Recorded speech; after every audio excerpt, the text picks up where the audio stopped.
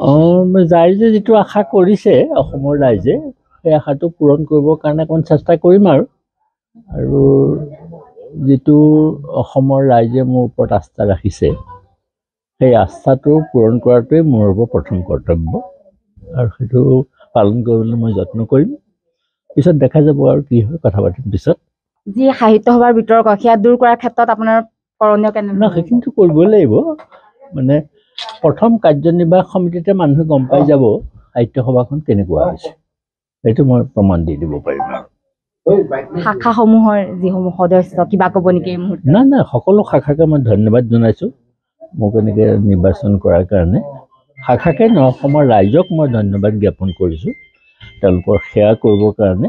এই আসনখনৰ সন্মানটো হৈছে অতুলনীয় সন্মান সেই সন্মানটো ৰক্ষা কৰিবৰ কাৰণে মই যত্ন কৰিম